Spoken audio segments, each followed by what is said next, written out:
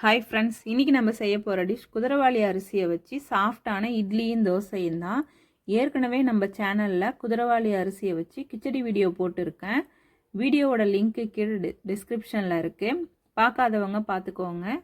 இப்போது இந்த குதிரைவாலி அரிசியை வச்சு இட்லியும் தோசையும் எப்படி செய்யலான்னு வாங்க பார்க்கலாம். ஒரு பாத்திரத்தில் 4 டம்ளர் அளவுக்கு குதிரைவாலி அரிசி எடுத்திருக்கேன்.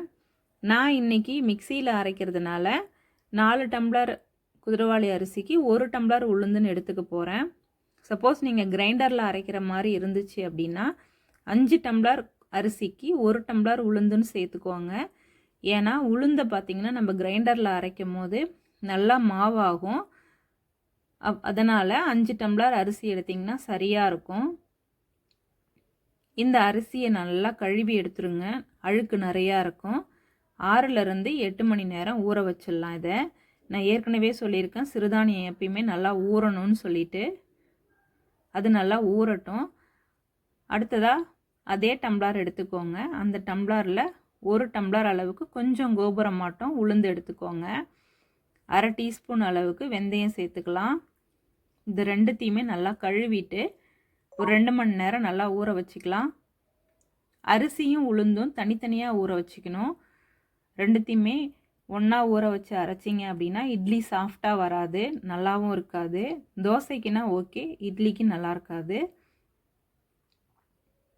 இப்போ இதை நல்லா ரெண்டுமே ஊறிடுச்சு. அரைக்கும் போதும் தனித்தனியாகவே அரைச்சிக்கலாம். நல்லா உளுந்து ஊறி வந்திருக்கு. இதை ஒரு மிக்சி ஜாரில் ஃபஸ்ட்டு அரைச்சி எடுத்துக்கலாம்.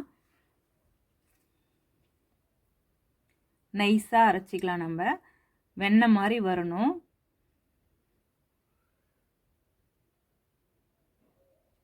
கொஞ்சமாக தண்ணி சேர்த்துக்கலாம். இப்போ இதை ஒரு பாத்திரத்துக்கு மாற்றிடலாம்.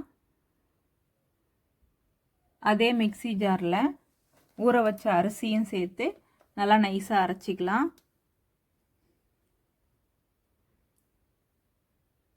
தண்ணியை ஃபஸ்ட்லேயே நிறையா சேர்த்துறாதீங்க, அப்புறம் தண்ணியாட்டம் ஆகிடும். கொஞ்சம் கொஞ்சமாக தண்ணி சேர்த்து அரைங்க. இப்போ நல்லா நைஸாக அரைச்சாச்சு. இது ஏற்கனவே அரைச்சி வச்ச உளுந்தோடு சேர்த்துக்கலாம். தேவையான அளவு உப்பும் சேர்த்துக்கலாம். இது நல்லா கரைச்சி எடுத்து வச்சிடலாம். இது ஒரு 6 மணி நேரம் நல்லா புளிக்கட்டும். மாவும் நல்லா பொங்கி வரணும். இதை ஒரு மூடி போட்டு மூடி வச்சிடலாம். இப்போ ஒரு 6 மணி நேரத்துக்கு மேலே ஆயிடுச்சு. மாவு நல்லா புளிச்சு வந்துடுச்சு. இதை இப்போ இட்லி ஊற்றி எடுத்துக்கலாம். ஒரு இட்லி பாத்திரத்தில் ஒரு 1/2 லிட்டர் அளவுக்கு தண்ணி சேர்த்து கொதிக்க வச்சுருக்கேன். இட்லி தட்டில் பார்த்திங்கன்னா எண்ணெய் தடவியோ இல்லை துணி போட்டோ மாவு ஊற்றி எடுத்துக்கோங்க. இப்போ இது ஒரு 10 நிமிஷம் வேக விட்டு எடுத்துக்கலாம். இப்போ 10 நிமிஷம் ஆயிடுச்சு. இட்லி வெந்துருச்சான்னு பார்ப்போம். இப்போ செக் பண்ணுறதுக்கு விரலில் பார்த்திங்கன்னா தண்ணி தொட்டு இட்லியில் ஒரு ஓட்டை போட்டோம்னா விரலில் மாவு ஒட்டாமல் வரணும்.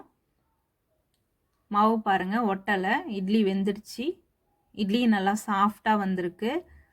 அடுத்ததாக தோசை ஊற்றிக்கலாம். தோசை பார்த்திங்கன்னா உங்களுக்கு எந்த மாதிரி வேணுமோ அப்படி ஊற்றி எடுத்துக்கோங்க. மொத்தமாகவோ இல்லை மெலிசாவோ எப்படி வேணாலும் ஊற்றிக்கோங்க. தோசையும் ரெடி. இந்த இட்லி தோசை ரெண்டுத்துக்குமே கார சட்னி, வெங்காய சட்னி, தக்காளி சட்னி, இது 3ம் காம்பினேஷன் நல்லாயிருக்கும். இன்றைக்கி நான் குருமா தான் எடுத்திருக்கேன். இட்லி பாருங்கள் நல்லா சாஃப்டாக பஞ்சு மாதிரி வந்திருக்கு. மிக்சியில் அரைச்ச மாதிரியே இல்லை பாருங்கள். நான் சொன்ன அளவு சேர்த்து செஞ்சிங்கன்னா நல்லா இதே போல் இட்லி நல்லா சாஃப்டாக இருக்கும். நீங்களும் ட்ரை பண்ணி பாருங்கள், உங்களுக்கும் பிடிக்கும்னு நான் நம்புகிறேன். இந்த வீடியோ உங்களுக்கு பிடிச்சிருந்துச்சுன்னா லைக் பண்ணுங்கள், ஷேர் பண்ணுங்கள், சப்ஸ்கிரைப் பண்ணுங்கள், மறக்காமல் கமெண்ட் பண்ணுங்கள். தேங்க்யூ.